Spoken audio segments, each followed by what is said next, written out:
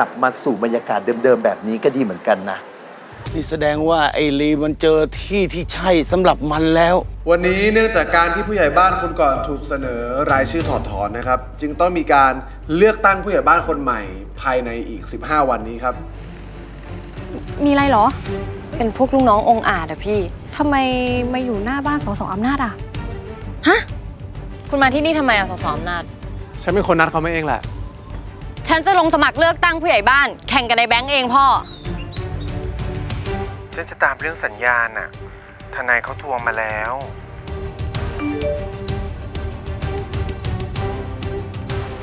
หมู่บ้านสีปันเย็นของเราเนี่ยจะเป็นจุดจอดรถไฟฟ้าความเร็วสูงและหมู่บ้านนี้เนี่ยจะเจริญแบบที่คุณคิดไม่ถึงเลยล่ะหมออย่าไปบอกไอ้ข้าวได้ไหมล่ะคุณลุงยังไงก็ต้องบอกเข้าใหม่อยู่แล้วค่ะระยะที่2เนี่ยจะได้ไม่ลุกลามไประยะที่3ไงคะฉันใกล้จะตามเธอไปแล้วนะไม่มีใครเขาสนใจแล้วผู้ใหญ่ลีเนี่ยทุกพื้นที่นะเขาสนใจแต่ผู้ใหญ่แบงค์จ้าใช่ค่ะอีลีคัมแบ็กเพื่อจะมากู้ชื่อเสียงให้กับวงตระกูลเรื่องการสร้างรถไฟฟ้านะครับก็อย่างที่ทุกคนทราบดีว่ามันจะทำให้หมู่บ้านของเราเนี่ยเจริญขึ้นมากๆเลยครับแล้วก็เหตุผลที่ผมเรียนเชิญทุกท่านมาประชุมในวันนี้ก็คืออยากให้ทุกคนเนี่ยเตรียมตัวแล้วก็ปรับตัวเพื่อให้สอดคล้องกับการขยายของเมืองครับนอกจากการมาถึงของรถไฟฟ้านะครับเราจะทำให้หมู่บ้านของเราเนี่ยเป็นสมาร์ทซิตี้ครับหรือว่าเรียกภาษาบ้านๆว่าเมืองอัจฉริยะสีบานเย็นครับผู้ใหญ่แบงค์อธิบายเรื่องสมาร์ทซิตี้แบบง่ายๆให้ชาวบ้านฟังสิจ๊ะครับคือสมาร์ทซิตี้ที่จะปรับให้เข้ากับสีบานเย็นเนี่ยครับจะเป็นการสร้างจุดแวะที่เชื่อมต่อกับสถานีรถไฟฟ้าด้วยอุโมงค์ใต้ดินครับเราก็จะมีพื้นที่สาธารณะนะครับให้ชาวบ้านได้เลือกใช้ไม่ว่าจะเป็นสีบานเย็นมอลล์นะครับแล้วก็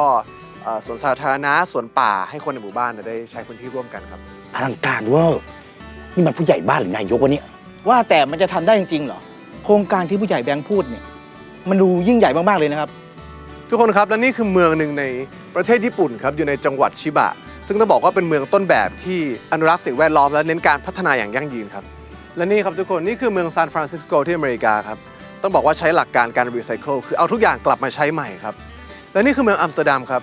มุ่งเน้นพัฒนาสู่ความเป็นเมืองสีเขียวหรือว่า Go Green ครับถ้าทำได้แบบนี้จริงๆมันก็ดีมากๆเลยนะครับผู้ใหญ่ลีไม่เห็นทำอะไรแบบนี้เลยโอ้ยอดีตที่เน่าเฟะอย่างผู้ใหญ่ลีเนี่ยอย่ามาพูดที่กระดากปากเลยนะจ๊ะแม่ครับใครตบปากเจนวลได้เนี่ยฉันให้200ลูกแบงค์พูดเรื่องสมาร์ทซิตี้ที่ท่านสสอำนาจสนับสนุนต่อได้เลยจ้ะเฮ้ยสสอำนาจต่อเลยตายละงานนี้อีลีอยู่เฉยไม่ได้แล้วล่ะสู้อะไรล่ะนี่ก่อนกลับมาทำไมไหนบอกว่าไปเปิดแบรนด์เครื่องสำอางขายดิบขายดีแล้วไงเจ๊งแล้วเหรอปากเลยนั่นน่ะแบรนด์เครื่องสำอางเขาเลิศจะตายอย่าแต่ที่ไม่เลิศน่ะก็ต้องคิดถึงบ้านนี่แหละบางข้าวฉันรู้นะว่าแกยังไม่หายโกรธฉันนะแต่ว่าฉันขอโทษจริงๆเลยนะขอโทษนะที่ไม่เชื่อแกแล้วก็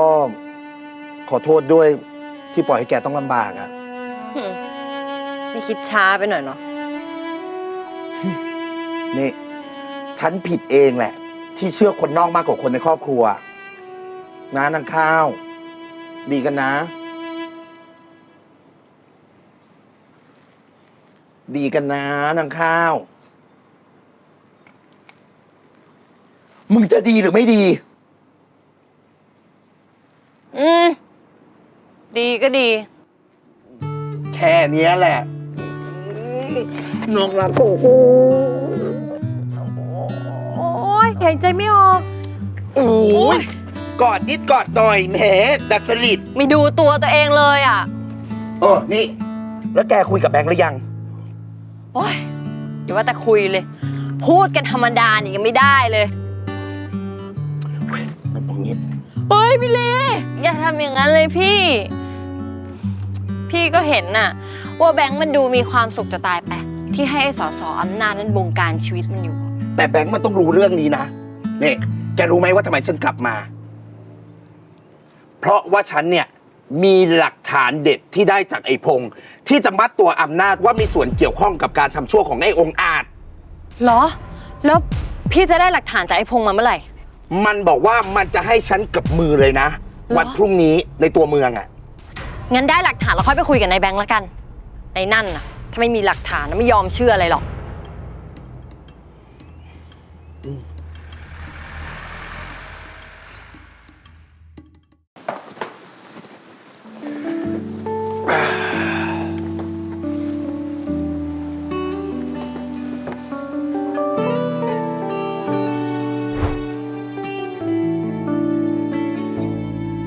ในหนทางเดินของเรา จะไปได้ไกลเพียงไหน อาจจะเคยตั้งคำถามใจ ในวันที่เรามีกัน ฉันรู้แค่เพียง มีความเชื่อใจเท่านั้น เชื่อใจในทุกสิ่งอัน ที่เราพูดเราเป็น ความรักคือความไว้ใจ นี่คือสิ่งที่ฉันเห็น เชื่อในกันและกันและเป็นอย่างที่เป็นมา ไม่ต้องแสดงแสร้งเป็นคนดีเกินกว่า ฉันรักเธอตลอดมา ในสิ่งที่เธอทโทรหาใคร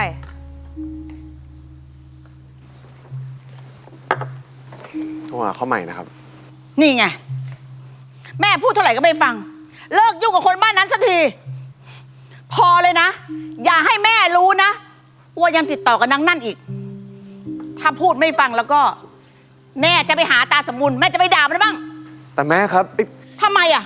ฮะลูกต้องเลือกคนที่มันศีลเสมอกัน มุมมองเหมือนกัน คนบ้านนั้นอ่ะ มองเราเป็นศัตรูอย่าไปญาติดีกับมัน เหนื่อยไปทั้งวันแล้วไปอาบน้ำพักผ่อนได้แล้วเหนื่อยจริงๆ ฮะ อะไรนะ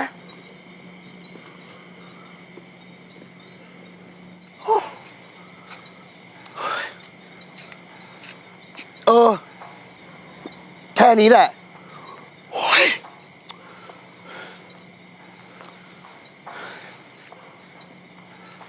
ไอ้พงษ์มาโทรมาเลื่อนนัดน่ะ ฮะ ทำไมล่ะพี่ลี ก็เห็นมันบอกว่ามีคนมาตามล่ามันอะแล้วมันกลัวว่ามันจะไม่ปลอดภัยโอ้ยเนี่ยถ้าเป็นอย่างเงี้ยนะ แบงก์ก็จะถูกไอ้สออำนาจเนี่ยครอบงำอย่างนี้ต่อไปเรื่อยๆอะสิ โอ้ยแล้วจะทำยังไงได้อะพี่ลี ถ้าเราไปบอกแบงค์ตอนนี้แล้วเราไม่มีหลักฐานอะคนอย่างแบงค์ไม่ยอมเชื่ออะไรแน่ๆโอ๊ยฉันว่าเราสองคนไปกันไม่รอดหรอก คิดเห็นต่างกันตลอดเลยอะ โอ้ยนี่นางข้าว ฉันว่าแกคิดไปเองมากกว่านะ แกสองคนเนี่ยยังไม่ทันได้คุยกันให้รู้เรื่องเลย ฉันแนะนำนะ ว่าแกสองคนเนี่ยควรจะเปิดอกคุยกัน นี่ ถ้าแกสองคนยังรักกันอยู่นะ ยังไงก็ต้องรอด ไป ไปไหน ก็ไปคุยกับแบงค์ให้รู้เรื่องไง โอ๊ยจะบ้าเหรอพี่ลีเจะนวลไม่ยอมให้เราสองคนคุยกันดีๆหรอกโอ๊ย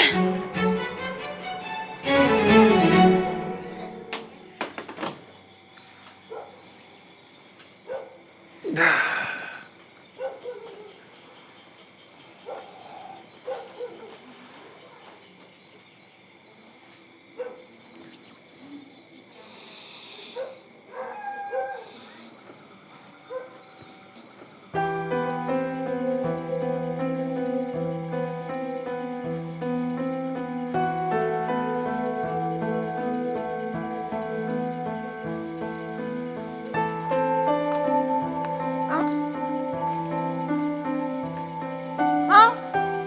แบงค์ไปยืนทำอะไรตรงนั้นล่ะลูก พักสูดอากาศนะครับแม่ แม่ไม่ต้องห่วงเดี๋ยวแบงค์ตามเข้าไป ไปนอนก่อนได้เลย ปิดประตูบ้านด้วยล่ะ ครับผม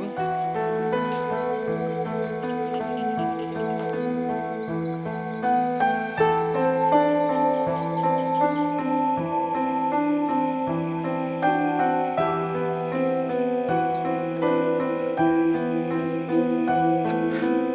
ยินดีด้วยนะ ผู้ใหญ่บ้านคนใหม่ ขอบคุณครับ ยินดีด้วยเหมือนกันนะพี่ ที่บริสุทธิ์แล้วอะ เอาตรงๆเลยนะแบงค์ ฉันอยากจะมาเตือนเธอนะ ในฐานะผู้ใหญ่บ้านคนเก่าก็ได้ ฉันรู้นะว่าไอโครงการ Smart City ที่เธอกับสสอำนาจกำลังปลูกปั้มกันอยู่เนี่ย มันเป็นไอเดียที่เลิศมาก แล้วมันก็มีประโยชน์มาก แต่เฮลโลแบงค์นายยังไม่เข็ดอีกเหรอ กับความวินาศสันตโลจากพ่อลูกตระกูลอคู่นั้นน่ะ นายก็รู้ดีไม่ใช่เหรอ ว่าสสอำนาจมันไม่ใช่คนดีอะดูอย่างพี่ลีดิเนี่ย โดนหลอกปั่นหัวจนตัวเองโดนปลด เกือบจะติดคุกอีก แบงค์ฉันอยากให้เธอเนี่ย ลองกลับไปคิดดูนะ นอนคิดดูสักคืน2 คืนก็ได้ ก่อนที่นายจะหลงผิด เหมือนกับฉันที่เคยพลาดมาแล้ว เหมือนกับงาน MV อ่ะอุ๊ยคิดแล้วมันก็น่าโมโห เจ็บใจอ่ะไป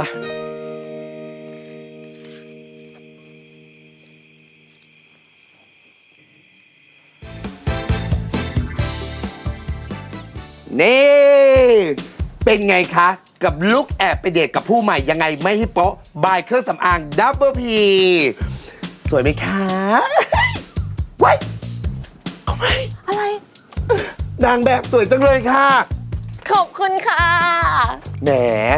แน่นอนอยู่แล้วค่ะ เพราะนางแบบเนี่ยคือน้องสาวสุดสวยของดิฉันเอง ดูสิคะนี่ถอดหน้ากันมาเลย จะไม่สวยได้ไง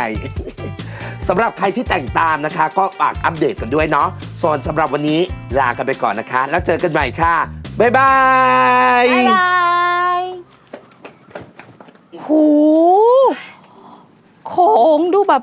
คูดแพงเลยอะนี่น่ะเหรอ แบรนด์ที่เจ้าของเป็นพี่ลีน่าเหรอ นี่ถ้าไม่ใช่ของพี่ลีเนี่ยนะ ฉันไม่ยอมให้แต่งหน้าฉันขนาดนี้หรอก สวยไหมสวยมากเลยอะ นี่ ฮะ สวยจะตายค่ะ แต่จะให้พูดก็พูดนะ จริงๆ พี่ก็ไม่ใช่เจ้าของหรอก พี่ก็เป็นแค่ตัวแทนนะ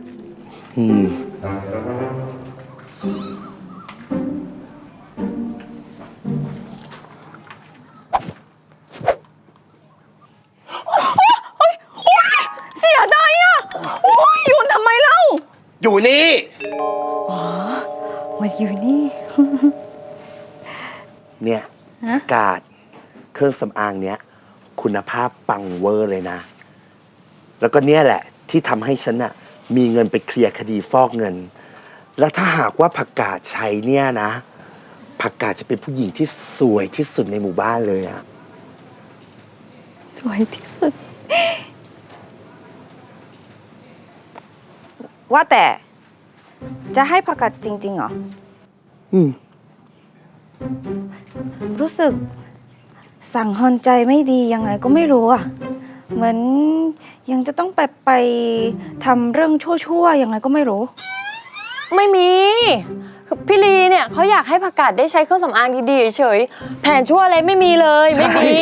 ไม่มี แหมไม่เนียนทั้งคู่เลย เอาความจริงมา โอ้ยนี่ผักกาดฉันอยากให้เธอเนี่ยไปเป็นสายสืบฝั่งแบงค์ให้หน่อยสิ นี่ไง ฉันต้องเป็นนกสองหัวใช่ไหม ไม่เอาใช่ไหม บ้านะก็แค่นั่งฟังเก็บข้อมูลมาไม่มีอะไรมาก ใช่ไหม อุ้ยสวยมากเลยอ่ะอุ้ย อีกเหตุผลที่ฉันน่ะช่วยพวกเธอ ก็เพราะว่าพวกเธอเนี่ยทำเพื่อ4 บรรเย็นหมู่บ้านของเรา จ้าผักกาด สวยมากหุยสีสวยมาก สวยๆนั้นเลย ฮัลโหลค่ะ อันนี้ดีนะ อะไรนะพงษ์ไม่ค่อยได้ยินเลยอ่ะ ในเมือง โอเค โอเค พงษ์พงษ์ อะไรอะพี่ พงษ์มันจะเอาหลักฐานมาให้อ่ะ โอ้เจนเปล่า เปิดประตูร้านให้เจ๊ด้วย เออ ใจนะอ้าวลูกแบงค์เฮ้ยอะไรเนี่ยลูกนี่ทำอะไรเนี่ยไม่ได้หลับได้นอนเลยหรือไงเนี่ยลูกตายแล้วลูกแบงค์ แบงค์นั่งอ่านเรื่องโครงการสมาร์ทซิตี้อะครับแม่ โอ้โห แม่ว่าเราจะเชื่อใจสสอำนาจเขาได้จริงๆใช่ไหมครับ ลูกแบงค์พูดอะไรอย่างเงี้ยลูกคนดีๆอย่างสสอำนาจอะเชื่อใจไม่ได้ แล้วเราจะเชื่อใจใครได้ ไม่รู้เหมือนกันนะครับแม่แบงค์แค่คิดมากเรื่องจุดที่จะทำการก่อสร้างสีบานเย็นมอครับแบงค์กลัวมันจะกระทบกับความรู้สึกของคนในหมู่บ้านนะครับ แม่เข้าใจนะ เรื่องนี้ยากอยู่ เล่นกับความเชื่อความศรัทธาของชาวบ้านเนี่ยแต่แม่ว่านะ ลูกแบงค์ของแม่เก่ง หาทางออกดีๆให้กับพวกเราได้อยู่แล้ว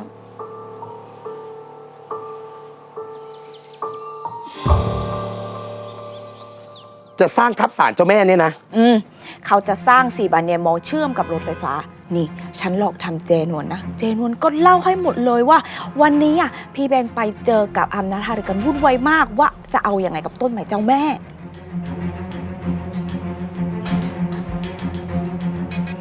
แล้วเราก็จะเอายังไงต่ออะ ก็ฉันอะตอนไปทีหลังกับเจนวนอะก็ได้ยินว่าก็ต้องโกนอะ โคนโอ้ยตายแล้ว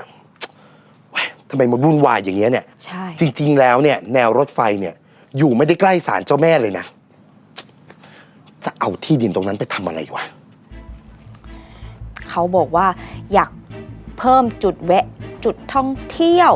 จะได้พาพวกนักท่องเที่ยวเข้ามาในหมู่บ้านไง อุ้ยวิมานเพ้อฝัน เพ้อนี่แล้วชาวบ้านรู้หรือเปล่า ยังไม่รู้เรื่องที่จะเอาตรงที่ศาลไปทำห้าง เอางี้ เดี๋ยวอีก2 วันเขาจะมีประชุมกัน เดี๋ยวพักกันจะแอบไปฟังแล้วมาบอก ได้ แต่ฉันเชื่อนะว่าเรื่องเนี้ยต้องมีเงื่อนงำแน่ๆแล้วฉันก็เชื่อด้วยว่าชาวบ้านเนี่ยไม่มีวันยอมให้สร้างทับต้นเจ้าแม่สีบานเย็นเด็ดขาดนี่อีก2 วันจะมีประชุมใช่ไหม ใช่ ดีเลย งั้นเดี๋ยวเราจะได้ให้ชาวบ้านเนี่ยออกมาประท้วง นี่มันอะไรอ่ะผู้ใหญ่สมบูรณ์ ก็ไอเรื่องที่เขาจะมาสร้างห้างทับที่ศาลเจ้าแม่สีบานเย็นไง ไม่ได้นะยังไงใครๆก็รู้ว่าที่ตรงนั้นเจ้าแม่ศักดิ์สิทธิ์ นั่นแหละสิ เจ้าแม่สีบานเย็นนะเป็นที่ยึดเหนี่ยวของพวกเราชาวสีบานเย็นเราจะปล่อยให้ใครมาแตะต้องไม่ได้เป็นอันขาดใช่ไหมพวกเรา ใช่ แบบนี้เนี่ยพวกเราต้องรวมตัวประท้วงเลยนะคะ ยอมประท้วงใช่ประท้วงเลยทำแบบนี้ได้ง่ายเนาะ กลับมาตั้งแต่เมื่อไหร่ล่ะลีน่า โอ้ยกลับมาได้หลายวันแล้วค่ะหมอโอ ผู้ใหญ่สมบูรณ์เป็นยังไงบ้าง อุ้ยปากจัดเหมือนเดิมค่ะหมออุ๊ยก็เข้าใจพ่อเขาอะค่ะ ว่าพ่อเขาอะเป็นห่วง นี่หมอโอถ้าว่างเนี่ย ก็ไปร่วมกันคัดค้านการสร้างสมาร์ทซิตี้ด้วยนะคะ หมอโอคะมีคนไข้ด่วนค่ะ คนไข้เป็นไรคะ ท้องเสียรุนแรงค่ะ มีทั้งเด็กทั้งผู้ใหญ่เยอะเลยค่ะ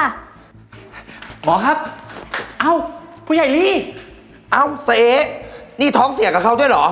เปล่าครับ พอดีพาพวกเขามาหาหมอครับ โอ้หมอครับช่วยดูหน่อยนะครับ พอดีทำอาหารเลี้ยงกัน ผมว่าน่าจะเป็นอาหารไม่สะอาด ผู้ใหญ่ลีไอ้พงไปหาหรือเปล่าครับ ไอพงไปหาเสมาเหรอ ใช่ครับ มันมาหาผมเมื่อหลายวันก่อนตอนที่มันออกจากคุก ตอนแรกนะ ผมนึกว่ามันจะมาข่มขู่ผม แต่ดูจากสภาพมันเนี่ย มันน่าจะโดนข่มขู่ซะเองอะ ไอพงเนี่ยมันก็บอกอยู่นะ ว่าจะเอาหลักฐานมาให้ฉันเมื่อวาน แต่ก็ไม่เห็นว่ามันจะมาเสไว้ฉันโทรหานะ เดี๋ยวฉันต้องไปแจกใบปลิวคัดค้านก่อน ได้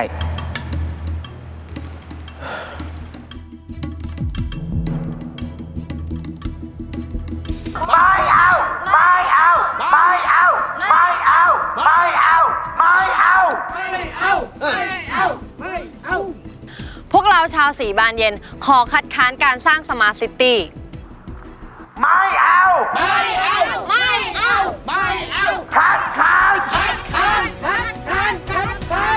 เดี๋ยวก่อนนะครับทุกคน นี่มันเรื่องอะไรกันครับเนี่ย พวกเราไม่เห็นด้วย ที่จะมีการสร้างทับพื้นที่ตรงศาลเจ้าแม่นี้ ใช่ ใช่ แล้วอย่างนี้เจ้าแม่สีบานเย็นเลยเขาอยู่ที่ไหน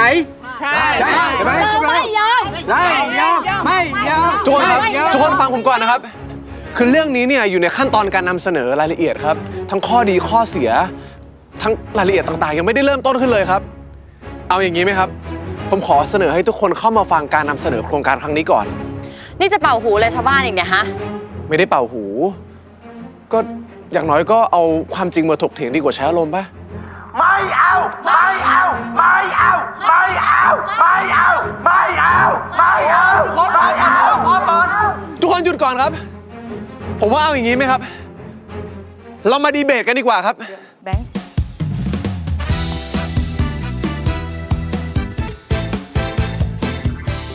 เชิญฟังคัดค้านก่อนได้เลยครับ คุณก็รู้ว่าต้นไม้ของเจ้าแม่สีบานเย็นเนี่ยมีความสำคัญกับชาวบ้านมากแค่ไหนนี่แล้วต้นไม้เนี่ยนะก็เป็นที่เคารพบูชาของชาวบ้าน เป็นที่ศรัทธาเป็นที่ยึดเหนี่ยวมาตั้งนานแล้ว เคยคิดบ้างไหมว่าชาวบ้านจะรู้สึกยังไงอะ จากการสำรวจของทีมงานเนี่ยพื้นที่ต้นไม้เจ้าแม่สีบานเย็น เป็นจุดที่ดีที่สุดที่จะทำการก่อสร้าง และกระทบต่อวิถีชีวิตของชาวบ้านน้อยที่สุด และที่สำคัญนะครับเป็นจุดเดียวที่สามารถขุดอุโมงค์ต่อได้ด้วย แล้วถ้าโครงการเสร็จล่ะต้นไม้อะจะทำยังไงเคยคิดถึงบรรยากาศหมู่บ้านบ้างไหมว่ามันจะวุ่นวายแค่ไหนต้องมีคนเข้าออกตลอดเวลาเคยคิดถึงผลกระทบข้อนี้บ้างไหมคะฮะ เรื่องต้นไม้เจ้าแม่สีบานเย็นเนี่ยผมจะทำการล้อมไปปลูก และทำพิธีตั้งศาลให้เจ้าแม่ใหม่ครับส่วนเรื่องบรรยากาศของหมู่บ้านเนี่ยไม่ต้องห่วงเพราะว่าการขุดเจาะเนี่ยจะเกิดขึ้นใต้ดิน เพื่อเชื่อมกับสถานีรถไฟฟ้าครับ แล้วแบบนี้ต้นไม้ไม่ตายหมดเหรอใช่ใช่ อ๋อ ไม่ตายหรอกครับ ต้นไม้ในเมืองใหญ่เนี่ยผมก็เห็นเขาล้อมปลูกกันได้ ผู้ใหญ่แบงค์นี่ไหวพริบดีจริงๆนะครับ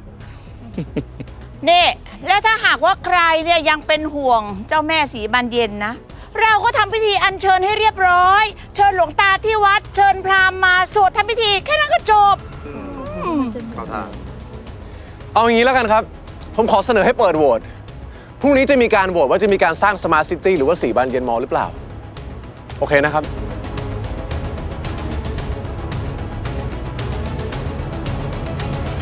โอ้ยแย่แน่แล้วเจ้าแม่เอ้ยเฮ้ยเอานะไอ้ข้าวอย่างน้อยๆอะนะก็ยังมีอีกหลายคนที่เห็นด้วยกับเองอะเองทำดีที่สุดแล้ว แล้วถ้าต้นไม้เจ้าแม่โดนล้อมออกไปจริงๆอ่ะพ่อทำไงอ่ะ ถึงตอนนั้นจริงๆมันก็ต้องยอมรับเสียงโหวตแล้ววะทำไงได้อะ แล้วนี่พี่ลีหายไปไหนเนี่ยเห็นตอนดีเบตก็วิ่งออกไปเลยไม่รู้ไปไหนแล้วเนี่ย ดีขึ้นค่ะ อีกสักพักก็ถ้าเกินหมดก็ออกจากโรงพยาบาลได้แล้วค่ะ อะไรกันเนี่ยหมอ เมื่อเช้ายังดีๆอยู่เลย ภูมิคนเราอ่ะแตกต่างกันค่ะ ของซาเอเนี่ยอาการเพิ่งจะออก เป็นไงบ้างเนี่ยเซ ก็ดีขึ้นแล้วครับผู้ใหญ่ลี แต่ผมว่าผมเพิ่งนึกอะไรบางอย่างออกครับผู้ใหญ่ อะไรหรอ ผมเพิ่งนึกได้ว่าไอ้เรื่องสร้างสมาร์ทซิตี้เนี่ยมันเหมือนกับโครงการเจาะภูเขาสร้างอุโมงค์ที่ชาวบ้านบนเขาโดนหลอกเลยนะครับ วิธีการเนี่ยแบบเดียวกันเป๊ะเลยครับ มาเวียนคืนที่ดินเพื่อจะสร้างอุโมงค์แต่พอเอาเข้าจริงเนี่ยก็แค่ยกโครงการมาบังหน้าครับ เดี๋ยวก่อน เวรที่คืนแต่ไม่ได้สร้างอย่างนี้หรอ ใช่ครับผู้ใหญ่ พื้นที่ดั้งเดิมของชาวบ้านเนี่ยสุดท้ายโดนหลอกมาทำเหมืองแร่เอิร์ธครับ แบบเดียวกันเลยค่ะที่ตรงนั้นเนี่ยเวรคืนที่มาขุดเจาะตรงศาลเจ้าแม่สีบานเย็นเนี่ยก็เวรคืนที่ดินขุดเจาะเชื่อมโยงกับรถไฟฟ้า เกี่ยวกับใต้ดินเหมือนกันเลยค่ะ ใช่ครับหมอ เรื่องเนี้ยผมว่ามันมีเงื่อนงำนะครับ แต่เดี๋ยวก่อน ไอ้องค์อาจเนี่ยมาถูกจับติดคุกอยู่ไม่ใช่เหรอ มันจะออกมาสร้างเรื่องได้ยังไง แต่องค์อาจก็มีพ่อนะคะ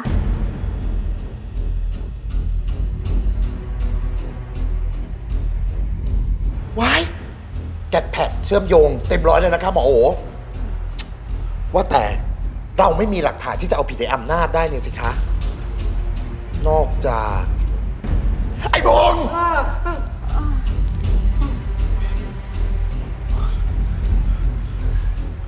ไอ้พงษ์ไงที่มันมีหลักฐานยืนยันที่จะเอาผิดอำนาจได้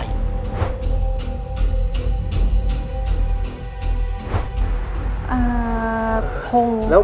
แบบนี้จะตามหาพงษ์ได้ที่ไหนครับ พงษ์นี่ใช่ลูกน้องของอำนาจไหมคะ ใช่ค่ะหมอ เหมือนหมอเห็นว่าเมื่อเช้าเนี่ยเขาเข้ามารับการรักษาแผลหัวแตกอะค่ะ เย็บไปตั้ง10 เข็ม แต่หมอเห็นนะคะว่าตามเนื้อตัวเขาเนี่ยแผลเต็มตัวเลย หมอว่าน่าจะเกิดจากอุบัติเหตุ จริงเหรอคะหมอ งั้นดีเลย ฉันต้องตามไอ้พงษ์มาเปิดโปงไอ้อำนาจ ก่อนเปิดโหวตให้ได้วันพรุ่งนี้ ผมไว้ด้วยนะครับ เดี๋ยวพอผมให้น้ำเกลือเสร็จเนี่ย ผมจะไปช่วยผู้ใหญ่หาอีกแรงครับ สวัสดีครับ ผมผู้ใหญ่แบงค์ครับ นี่คือเสียงตามสายของหมู่บ้านสีบานเย็น วันนี้จะเรียนเชิญพ่อแม่พี่น้องทุกท่านนะครับเข้าร่วมโหวตว่ามีความต้องการสร้างสมาร์ทซิตี้และย้ายต้นไม้ศาลเจ้าแม่เพื่อสร้างสีบานเย็นมอหรือไม่ครับพ่อแม่พี่น้องท่านใดสะดวกนะครับเรียนเชิญมาร่วมโหวตกันได้ครับ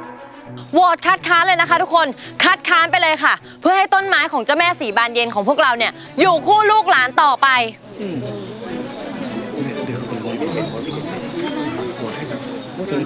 พี่ลี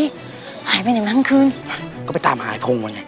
พี่แล้วเรื่องที่พี่บอกว่าโครงการสมาร์ทซิตี้อ่ะที่เปิดเพื่อบังหน้าคนอื่นเหมือนที่ชาวบ้านเขาโดนอ่ะเป็นไงบ้าง ก็ไม่เจอไอ้พงษ์ก็เลยไม่เจอหลักฐานที่จะสาวถึงอำนาจได้ เอ้า โหวตเห็นด้วยนะจ๊ะ เพื่ออนาคตที่สดใสของหมู่บ้านและลูกหลานพวกเราจ้ะ ถ้าใครสะดวกเรียนเชิญเข้าไปโหวตได้เลยนะครับมีเวลาโหวตแค่3 ชั่วโมงเท่านั้นนะครับรับกระดาษโหวตที่ประกาศได้เลยครับ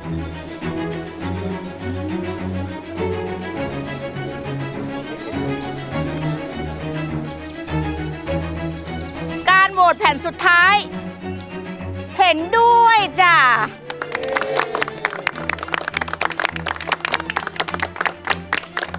ตอนนี้การนับคะแนนโหวตเป็นเอกฉันท์แล้วนะคะ เห็นด้วยจ้า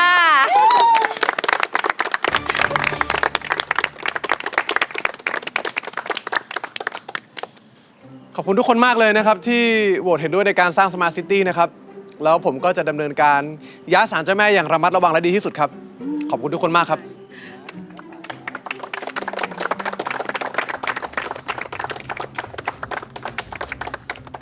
โอ้โหสะใจสะใจ แม่นี่สะใจจริง ๆ เลยนี่ เห็นหน้าตาสมบูรณ์ไหมลูก หน้าตาเยเกทำอย่างกับเด็กหิวไอติมเบะเบะเบะเบะตอนแรกแม่คิดว่าจะยิ้มให้แม่ที่ไหนได้เหมือนมันจะร้องไห้ เป็นไง เป็นไงคนบ้าอะไรถ่วงความเจริญ เหมือนจะไม่อยากให้หมู่บ้านเราเจริญขึ้นชื่อ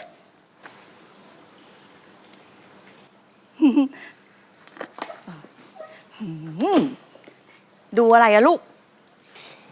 ผู้รับเหมาเขาเพิ่งส่งใบเสนอราคาล้อมต้นไม้กับปลูกใหม่มาให้อะแม่สอบหน้าเขาเพิ่งส่งมาให้แบงค์อะครับ แล้วทำไมต้องเครียดเบอร์นั้น ก็ราคามันถูกแปลกๆครับแม่ ต้นไม้ต้นใหญ่เบ้อเลยนะแม่ ค่าปลูกก็ไม่แพง ค่าล้อมก็ไม่แพง หลักพันเองอะครับ เหรอ มันแปลกๆนะแม่ โอ้ยแหม ก็น่าจะเป็นคอนเน็กชั่นดีๆ ของท่านสสสิถึงได้ราคาอย่างนี้โอ้ยนี่แม่ก็ไปรู้มานะว่าท่านสสเนี่ยเตรียมที่เตรียมทางที่จะย้ายต้นไม้ไปแล้วนะทำเลสวยมากสวยมาก แม่นี่ชอบเลยนะแม่โอ้ยไม่รู้จะพูดยังไง คนบ้าอะไร ดีจริงๆ เห็นอกเห็นใจเข้าอกเข้าใจชาวบ้านซะด้วย ว่าไหมลูก ไม่เป็นไรหรอกอยังน้อยๆก็คิดซะว่า เจ้าแม่ย้ายบ้านไปทำเลใหม่ ฉันผิดเองอะฉันดีเบตไม่ดีอะก็เลยแพ้ ฉันผิดเองแหละ ที่หาพงษ์ไม่เจอ ก็เลยไม่มีหลักฐานที่จะเปิดโปงอำนาจมัน นะพวกเองไม่ผิดหรอก พ่อนี่แหละผิดเอง เพราะ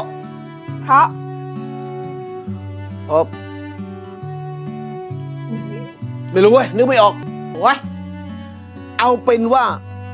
ที่แพ้ผลโหวตวันนี้พ่อจะแบกรับไว้เอง พวกเองไม่ต้องเสียใจนะ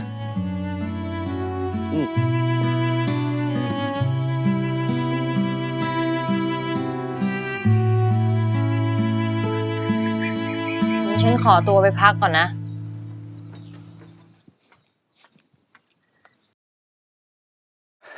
ผู้ใหญ่ลีผู้ใหญ่ลี มีอะไรเซ ผมเจออะไรบางอย่างที่จะเป็นหลักฐานได้ครับ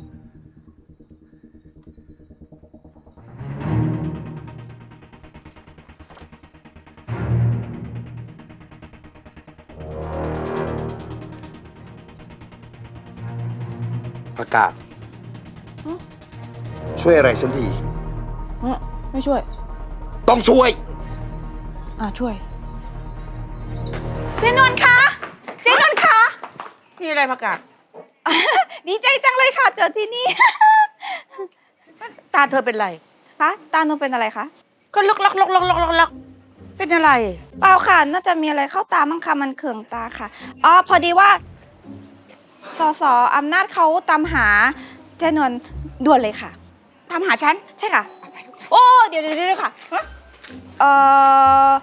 อะไร เขาอาจจะต้องให้เจนนท์ไปเซ็นเอกสารอะไรทักอย่างอะค่ะ อาจจะตกหล่นมั้งคะ อ๋อเหรอนั้นทำไมอ่ะ ฉันไปคนเดียวเหรอ ใช่ค่ะ ผู้ใหญ่แบงค์อยู่นี่ค่ะ เพราะว่าสสบอกว่าให้เจนนท์ไปคนเดียวเท่านั้นค่ะ อ๋อ ฉันไปคนเดียวเท่านั้น ค่ะ เดี๋ยวหนูพาไปค่ะ เจนนท์ไปค่ะ ไปคนเดียวทำไมเธอพาไป เดี๋ยว ถ้าเธอพาไปก็กลายเป็น2 คนดิ นั่นน่ะสิคะ อ๋อ ไปส่งแล้วเธอก็กลับ อ๋อใช่ค่ะ โอเค ลูกแบงค์ซื้อของไปก่อนนะลูก ครั นะ บแม่ เดี๋ยวแม่รีบเสร็จแล้วแม่รีบมา งงกับเธอมากเลย ไปคนเดียวเธอไปส่งเธอไปด้วย ตรงนี้แหละค่ะ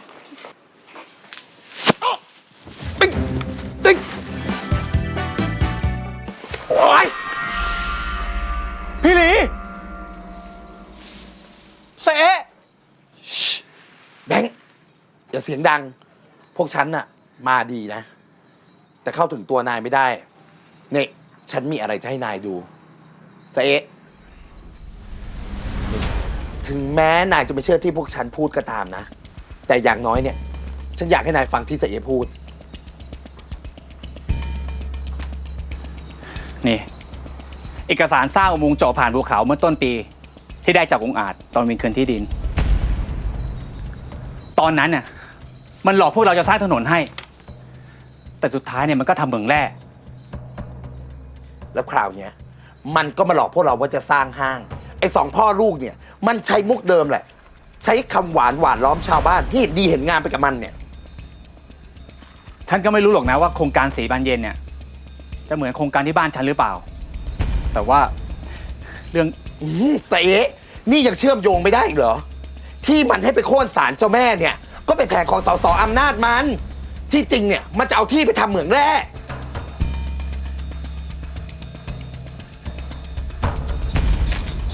แต่หลักฐานแค่นี้ผมยังไม่เชื่ออยู่ดีอะยังไงผมก็ต้องขอเวลาพิสูจน์นะครับ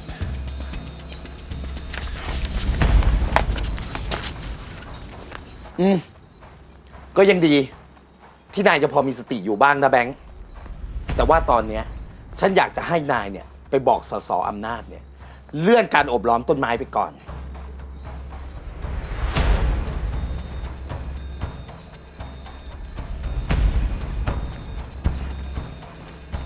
ฉันให้เวลานาย3 วัน ย้ำนะ3 วันที่จะพิสูจน์เรื่องนี้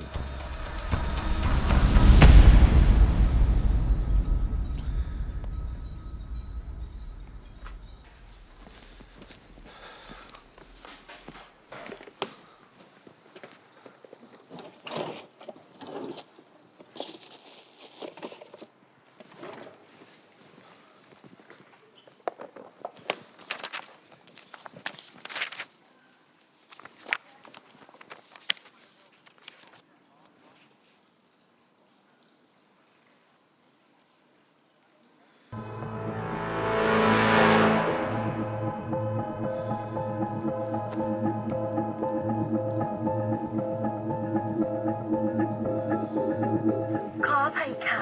หมายเลขที่ท่านเรียกไม่ บล็อกเหรอ ที่เขาเตือนก็ไม่เชื่อเขาถึงงั้นจะไปโทรหาเขาไอ้แบงค์ไอ้โง่เอ้ย หมายความว่ายังไงอ่ะ จะมีการเลื่อนล้อมต้นไม้เหรอ ผมคิดว่าเราใจร้อนเกินไปหน่อยครับ ที่จะสร้างสีบานเย็นมอ ใจร้อนเหรอผมไม่เข้าใจผู้ใหญ่แบงค์จริง เอาเป็นว่าเดี๋ยวผมจะจัดการค่าเสียหายทั้งหมดให้นะครับ ๆในเรื่องเงินเนี่ยมันไม่สำคัญหรอกแต่ผมอยากรู้เหตุผลว่าทำไม นั่นน่ะสิเพราะอะไรอะลูก นี่อย่าบอกนะไปฟังบ้านตาสมบูรณ์พูดอะไรมาอีกอะ ไม่ใช่ครับแม่ แบงค์แค่อยากลองทบทวนดูครับ และอีกอย่างเนี่ยท่านสสก็น่าจะเห็นแล้วนะครับ ว่ามีชาวบ้านโหวตคัดค้านก็เยอะ ได้ ผมให้เวลาคุณ3 วัน ครับ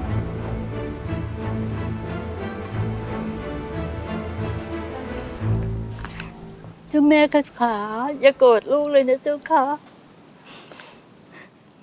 ถ้าเจ้าแม่ย้ายไปแล้วดิฉันก็จะตามไปไหว้เจ้าแม่ไม่ได้บ่อย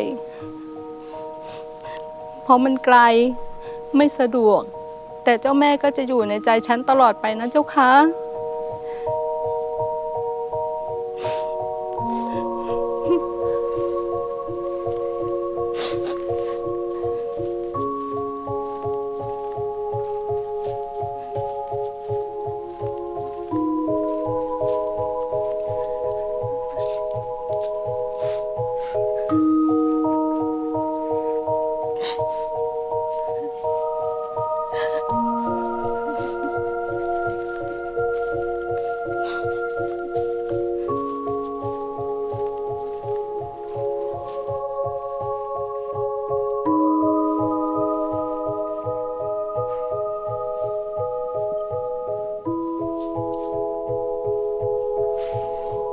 เจ้าแม่คะ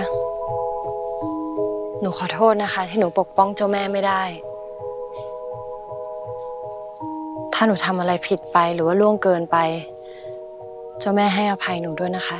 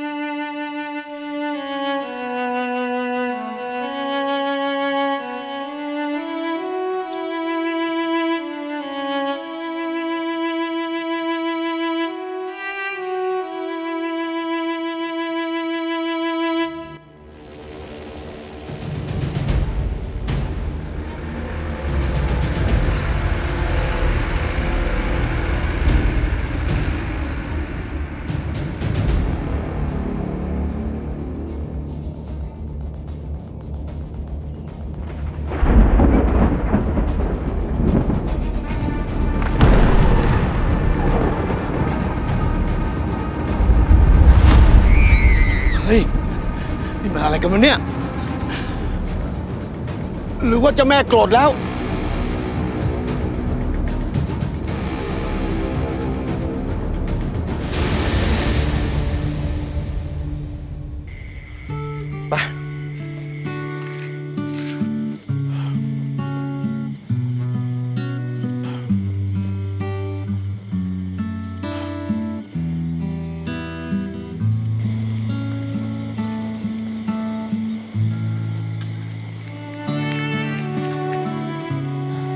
นายกลับบ้านไปได้แล้ว พวกฉันกลับเองได้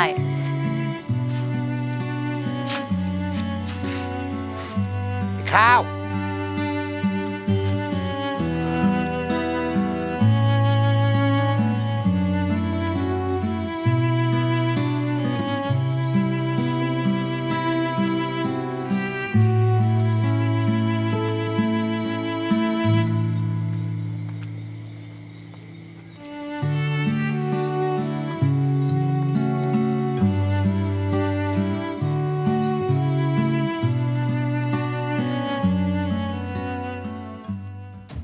แค่ต้นไม้ต้นเดียว ก็ไปเชื่อว่ามีเจ้าแม่อะไรไม่รู้สิงอยู่ และนี่คือรูปของผู้ใหญ่แบงค์ เป็นคนล่าสุดที่โดนความเฮี้ยนของเจ้าแม่เล่นงานค่ะ นายอะยังไม่เชื่อมั่นในตัวฉันเลย แต่มีอย่างหนึ่งนะ ที่นายพูดถูกอะตอนเนี้ยเราเหมือนคนไม่รู้จักกันเลย ผิดพลั้งยังไงแต่หากว่าเรามีความเข้าใจรักยังอภัยก็ด้วยเหตุผลของคำว่ารักเมื่อมีความรักจริงใจไม่มีวันน้อยหรือวันมากรักก็คือรักรักคือความเชื่อใจ